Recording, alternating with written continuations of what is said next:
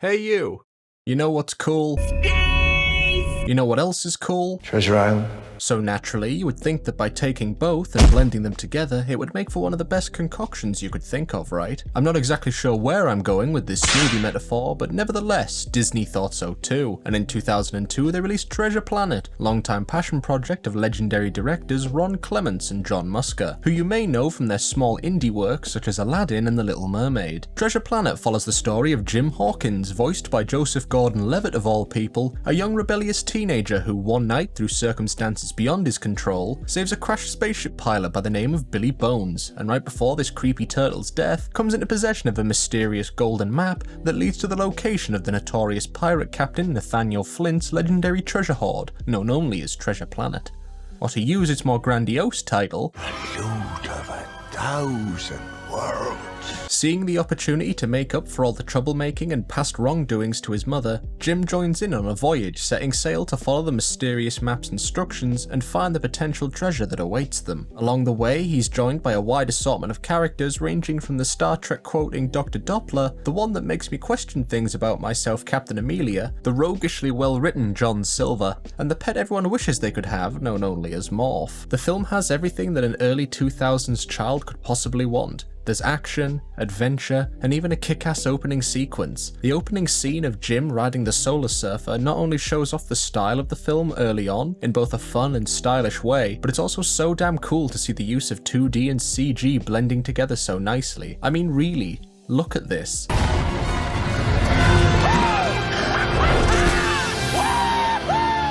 You look me in the eye right now and tell me you wouldn't want one of these things. In addition to being both visually dynamic and flat-out entertaining, the movie includes themes that parents and teens are able to explore together, such as what does it mean to have true wealth, choosing your own friends and the impacts you can have on each other, and not to judge characters too harshly before you truly know them. The journey Jim goes through, from an aimless troublemaker to a young man of purpose, self-sacrifice and loyalty, is inspiring to watch, marking a coming-of-age story with a young hero to which many preteens can relate, and a villain far more complex than most animated antagonists, and definitely doesn't get the credit he deserves. Now the question I know that's on your mind today, dear viewer, is, does Treasure Planet still hold up? Go on then. Chop. Yes. Surprisingly, and arguably, this animated work from the House of Mouse is considered to be one of the most faithful adaptations to the Rob Stevenson novel to date, despite, you know, being set in space. During production, the animators had to follow a unique rule that was set called the 70-30 law, which stated that 70% of the movie was to present the traditional time period in which the original novel was set, and the remaining 30% would be dedicated to the sci-fi elements of the film, which was an idea that art director Andy Gaskill has credited to Ron Clements himself. The biggest inspiration for the look and feel of Treasure Planet can be attributed to the art style promoted by those associated with the Brandywine School of Illustration, whose works were described by the film's crew as being the classic storybook illustration, having a painterly feel to them, and being composed of a warm colour palette. If I had to praise one thing above all others, this would be the one that I say it did best, creating a stunning looking film that knows how to pay close attention to detail. This blend of traditional and science fiction design elements, traditional and computer animation, puts Treasure Planet in a visual category like no other Disney movie. It's one of the studio's most visually striking films, and certainly one that effectively uses its medium to push genre boundaries. Even the previous best looking Disney movie scenes, the meticulously rendered cathedral in The Hunchback of Notre Dame, the sweeping savannah of The Lion King, or the ballroom in Beauty and the Beast. These were all rooted in reality and were expected to behave with those genre expectations. Treasure Planet, meanwhile, took to the stars and created a world never seen in an animated movie before. Between being able to breathe in space to making the laws of physics look more like guidelines. With all this going for it, it could be hard to imagine the film not being a commercial or potential international success, right? Well, not exactly.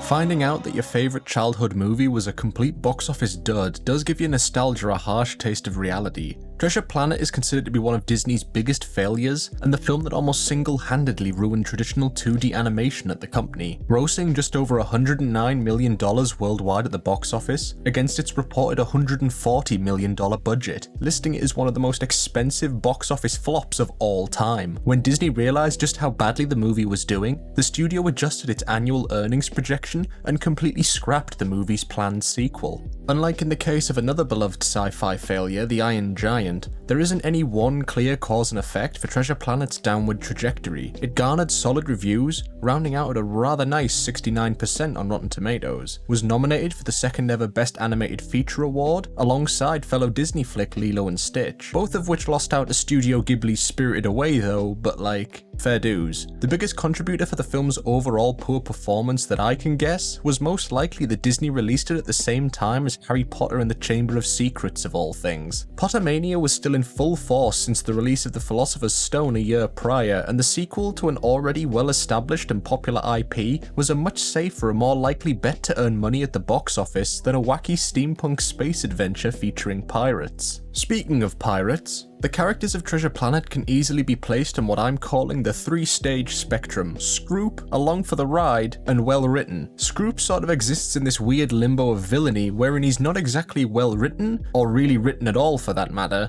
He's just evil for the plain old sake of being evil. This guy's just a right bastard, and in a way, it's sort of refreshing to have a character we can so openly hate throughout the film, right up until his well-deserved demise. Those along for the ride make up about everyone else on the crew, from the aptly named Mr. Turnbuckle to the assortment of aliens who I can't even remember being given names.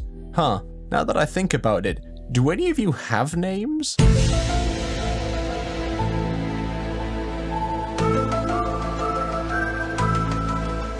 And then in the final segment we have everyone else: Captain Amelia, Dr. Doppler, Jim, and especially Silver. Silver's motivational speech to Jim is one of my favourite parts of the movie, as it shows that he knows he's a bad person deep down, but he's really started to care for the young lad and view him almost like his own son.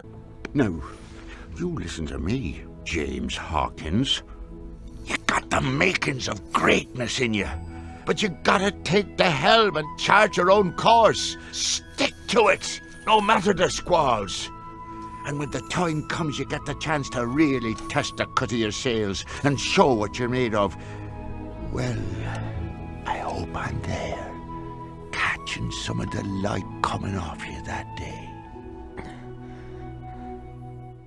Forget the princess circles, where's my roguish but lovable father figure cookout at Disney? What makes this character development even better is that from the get-go we know that Silver is going to unwittingly betray Jim. He's literally the one in the front that blows the doors off the inn, and yet as the film progresses and we watch the father-son relationship between the two blossom, it still hits us hard when he does choose to betray him. However, when the do-or-die moment finally comes for him to make a choice between his lifelong obsession of Flint's treasure or to save the life of the young man he's come to view as a son, he swallows his pride and makes the right choice. This is how you make a complex villain, folks. And for those of you in the comments who I know will complain about Jim's character being too angsty or not written well enough, imagine trying to write down and describe all the possible feelings a young teenager could be feeling after his father chooses to leave him. The film doesn't just use Jim's absentee dad as a convenient device to imply his transition to adulthood, it explores the specific implications of that abandonment on his character. His angst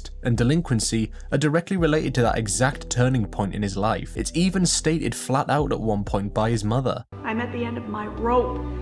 Ever since his father left, well, Jim's just never recovered. This is later accentuated by a rock tune courtesy of Goo Goo Dolls vocalist and guitarist John Resnick.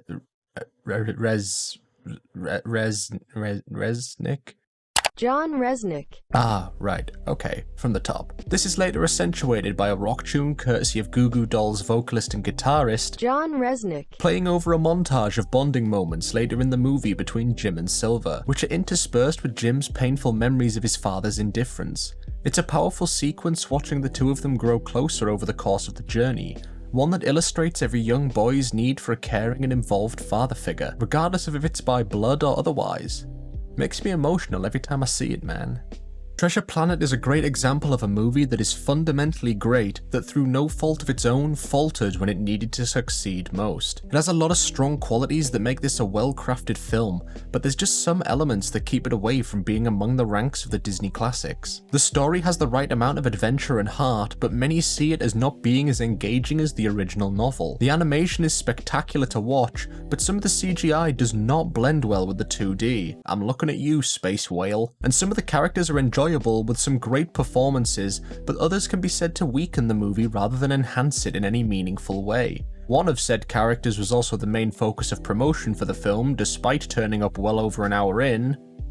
But I digress. The film was undoubtedly a misfire at the time, one of the last entries in the short-lived action-adventure and science fiction pivot of animation in the early 2000s, which never quite found a solid footing. Had it succeeded, perhaps the next 10 years of animation would have looked very different. But as it stands, Treasure Planet is a visual delight, a time capsule of the early 2000s in a way that only a few animated movies of the era are. It boldly pushed the visual limits of genre expectations in a way no Disney movie has since. Did it deserve to be Disney's biggest bomb? Not really. There was a lot of ambition that was obviously put into it, and on its own it's a very solid movie. And for those of you that go out of your way to watch it, you'll easily find a film that in my opinion is worth being called one of Disney's lost treasures. Hey guys, it's Nefri here. I want to thank Henry Mockingbird for being the person to recommend me to review this film. I really enjoyed rewatching it and doing this review, so if you are still even watching these videos, thank you. To everyone else who's been leaving comments and likes on the videos, thank you very much. Don't forget to like, comment and subscribe, or follow me on Twitter if you want to see me have a breakdown every other day. It's your choice. Anyway, that's been it for me today, and I will see you all in the next one.